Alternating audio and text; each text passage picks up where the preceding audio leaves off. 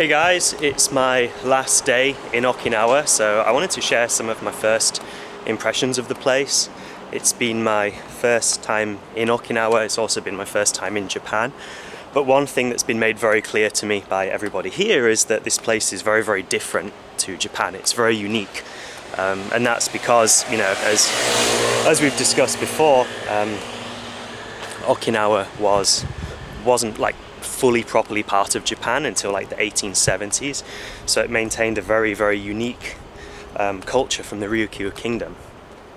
And one thing that's been obvious to me is there's a very strong Chinese cultural influence here.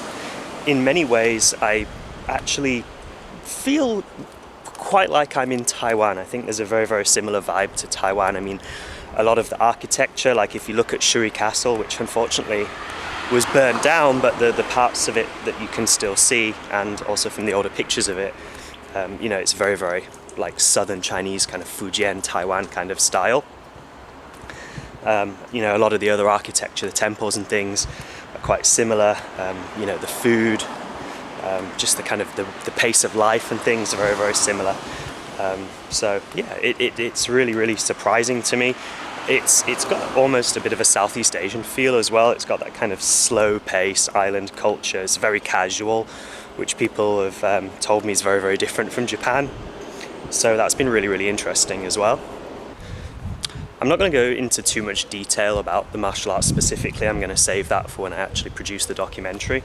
But just sort of on a general note, one of the things that I felt here with the martial arts culture is that it's probably got the most thriving martial culture and kind of general martial arts environment of anywhere that I've ever been.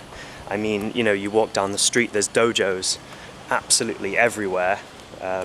You go to the parks and there's monuments and statues of famous, you know, karate masters. You know, the government and the tourist board and things, they're all, you know, very supportive of karate, and it's held in very wide regard here.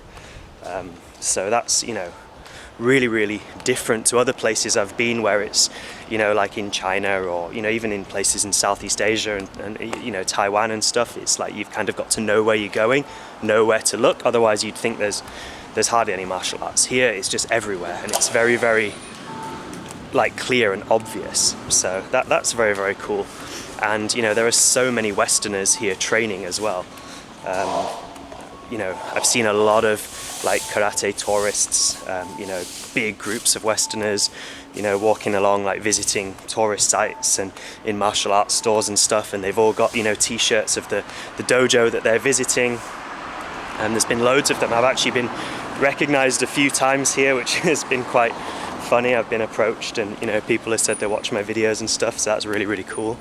And then there's also a lot of Westerners that are living here full time and training, you know, and they've you know, settled, they've had kids, they're, you know, fully integrated into the society. You know, people like James Pankowicz, who's been an absolutely great guy. He's been so much help organising all of this series. But yeah, you know, he's fully embedded in the life here, and he speaks fluent Japanese and everything. And you know, guys like Patrick McCarthy, Scott Mertz, Josh Summers, Dan Antonsen, you know, all of these guys are living here long term. They're speaking the language, they're, you know, immersed in the training. And I can see why. It's a really, you know, if you're a martial artist or even if you're just into Asian culture, it's a really, really nice place to live. I can see why people would want to live here. And, you know, obviously there's still, I guess, a bit of a, you know, there still is a bit of a gap between the Westerners and the Okinawans as far as, you know, martial art associations and things. You know, the senior positions and things are all still held by the Okinawans. But, you know, there are many Western martial artists who have their own dojos, who are teaching locals, who are, you know, very high ranking. You know, so that's a very open environment martially. And I think that's great, you know, that there's these kind of exchanges and this kind of recognition and respect. So that's been very, very cool, and it's something I would love to see in more places. I mean, when I think about my time in China, I do feel like they're just missing so many opportunities to engage more and to spread their arts more because of you know, the politics and some kind of short-sightedness and, you know, desperation to make a quick dollar in many cases. You know, seeing foreigners as an easy way to make money is a big problem in China.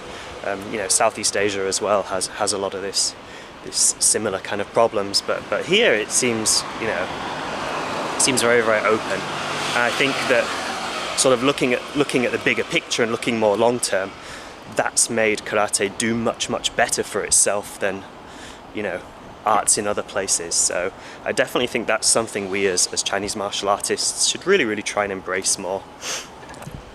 And then, you know, one other point that you know, something that's been a really deep first impression on me has been the Okinawan people. You know, like I say, it's very different to Japan, and I've not been to mainland Japan, but I have, you know, dealt with a lot of Japanese, and here it's like I said earlier, it's very laid back, very informal. The Okinawans are very gentle people. They're very kind, and I really like them. It's you know, I don't think I've ever met such nice people. And you know, one thing that I've heard people saying time and again here, especially in the martial arts, but apparently it's just a part of sort of Okinawan culture in general, is be tough on yourself but soft on others. So I think that's a principle that I'm going to try and you know, integrate into my own life more, to try and be more forgiving and accommodating of other people, you know, and to also be tougher and more demanding and expect more on myself. I think that's a really great principle to live by.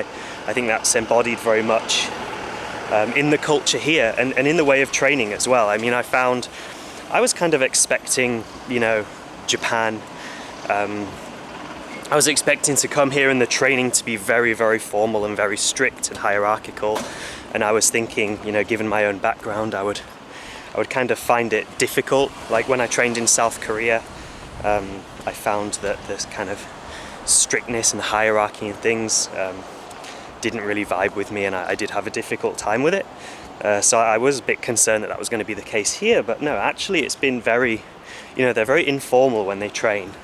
You know, it's not like, when you think of karate, you think of people, you know, lining up and shouting and you know, very strict and almost militaristic, but actually here it's a lot more like the training in China. Like, it's still more formal, but it's quite relaxed.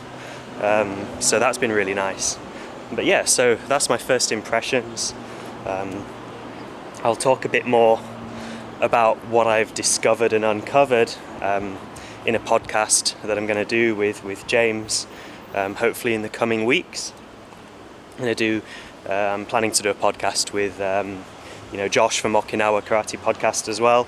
So I'll talk more about the actual martial discoveries that I've made while I've been here on that. But for now, yeah, thank you guys so much for watching, and I'm really excited to share the documentary with you when it's made.